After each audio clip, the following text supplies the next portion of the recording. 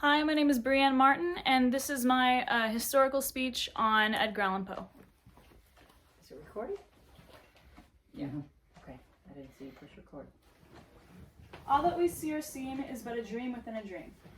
This is an excerpt from Edgar Allan Poe's 1849 poem, A Dream Within a Dream. Considered the inventor of the detective fiction genre, Poe is one of the most influential writers of today, having written at least 69 stories and coining the term short story. Despite his tumultuous life, he achieved success as a poet, a critic, an editor, and short story writer. Edgar Allan Poe was born on the 19th of January in 1809 to Elizabeth and David Poe Jr. By his third birthday, both of his parents had passed away from tuberculosis, and the Poe children had split around. His eldest brother William was moved in with his paternal grandparents. His younger sister Rosalie was adopted by Jane and William Mackenzie, and Edgar was fostered by Francis and John Allan. So whenever he was fostered, he moved to Richmond, Virginia, and he went from Poe poverty to Allan wealth. John Allan was a successful merchant, so Edgar grew up a very comfortable lifestyle. He was an avid writer, and he wrote enough poetry to publish a book by the age of 13. In 1826, he moved to the University of Virginia, and because of his financial struggles and he had no support from his foster father, he ended up dropping out and gambling, trying to get his money back. He moved to Boston for the U.S. military under the alias of Edgar Perry, and he rose in rank to be the sergeant major. While he was in the military, he had published Tamerlane and other poems under the name the Bostonian. In 1830, he became a cadet under the U.S. Military Academy at West Point, but because of how bad off he was financially, he tried to drop out. So he says, "The army does not suit a poor man, so I left West Point abruptly." He was expelled on default by refusing to show up to chapel and his courses, and he moved to Baltimore, where his birth father had grown up.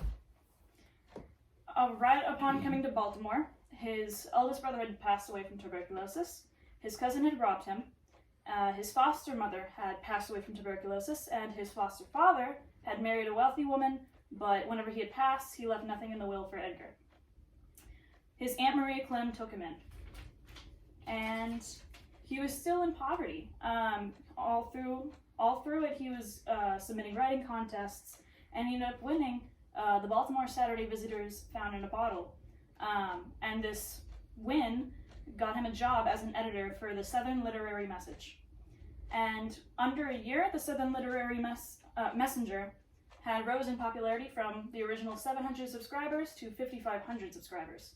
But they refused to pay him any extra, so he ended up quitting. He had married his 13-year-old cousin Virginia in 1836, and his time at Southern Literary Messenger was from 1835 until 1837. So they moved to New York City, but there were no editorial jobs that he could get, so they lived there for a year and then they moved to Philadelphia.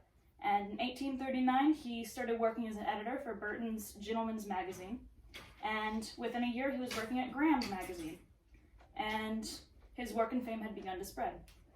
He was hardly making a living, and Virginia had just started contracting tuberculosis, so they moved back to New York City in 1844. On the 19th of January, his birthday, he published The Raven, which made Edgar Allan Poe a recognized name and the most popular story to date. In 1846, rumors about marriage moved the country. In 1846, rumors about his marriage with his cousin moved around New York City, so they ended up moving to a cottage in the country. In 1847, in the winter, Virginia had finally passed from tuberculosis, and Poe was so devastated that he'd basically gone insane. He couldn't bring himself to write anymore, and so for the last 2 years of his life, he traveled around city to city, and he gave lectures. And in Lowell, Massachusetts, he met and married his second wife, which there's lots of speculation over who his second wife was. Some people say it was some lady named Sarah, other people say it was a woman named Nancy Richmond, but no one's sure. They stopped in Baltimore, and Poe went missing for 5 days. And on October 3rd, 1849, he was found in the Gunner's Hall bar and was buried 2 days after without performing an autopsy. Edgar Allan Poe's last words were, "Lord, help my poor soul." Having grown up in poverty and surrounded by death, Poe had always wanted to run his own show, and so he would be solely responsible. Some speculate he carried tuberculosis, like rats can carry diseases, and that the loss of his wife drove him insane. With the epiphany that the raven brought him, he came to understand what he wanted in his life. Edgar Allan Poe is one of America's greatest Victorian poets of today.